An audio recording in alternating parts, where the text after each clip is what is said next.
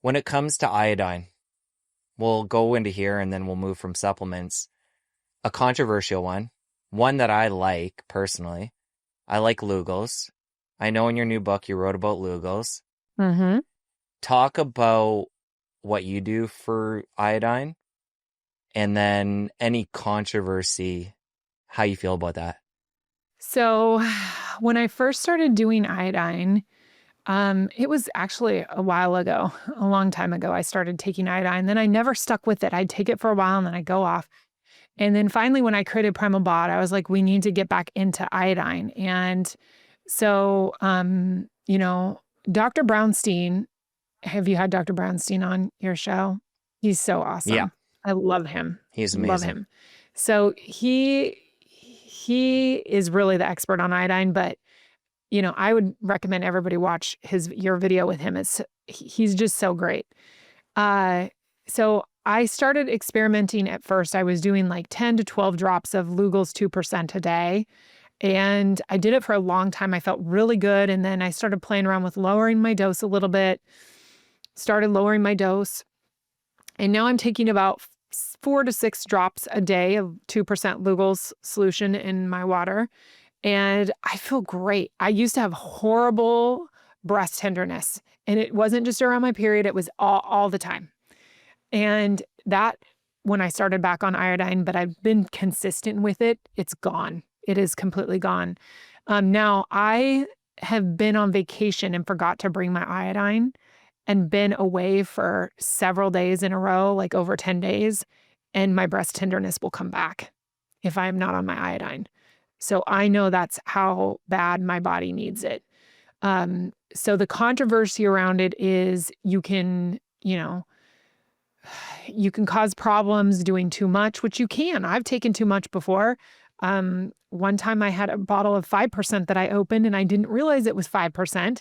And I took my 12 drops of it and I got a little buzzed for about 2 weeks. I was doing that. And I was like wide awake at night going, why am I wide awake?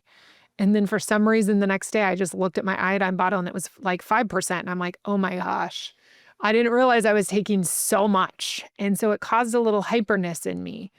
But I've had girls in my program start the iodine protocol with Hashimoto's, and I tell them like, you have to talk to your doctor, and they do whatever. I can't. I'm not a doctor. They have to work with their doctor, but they do. They start on iodine, and their Hashimoto's goes away. And I know there's a lot of functional medicine doctors out there that are like, oh, why are you saying this? Oh my gosh, this is impossible. It gets so much worse. It can at first, and then all of a sudden it gets better so deeply that they no longer have Hashimoto's. So I tell my girls when they're like, my doctor this, and they put me on Thyromids, and I said, pass your doctor the Dr. David Brownstein interview and let your doctors watch it, because he's a doctor too. And they need to learn, because all they're taught is whatever big pharma wants them to know.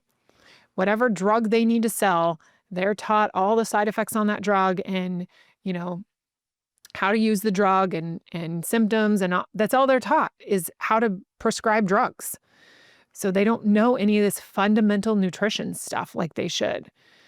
So Brownstein figured it out. And I just think that, the other Lynn Farrow book, The Iodine Crisis, that's one of my favorite books.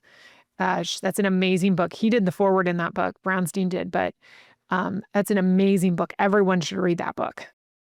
I haven't read it. I saw it was in your book. You mentioned it, so I will. So good. Yep. Lynn Farrow, The Iodine Crisis. Really good. If you enjoyed that clip, you're going to want to head over here and catch the full episode. I'll see you over there.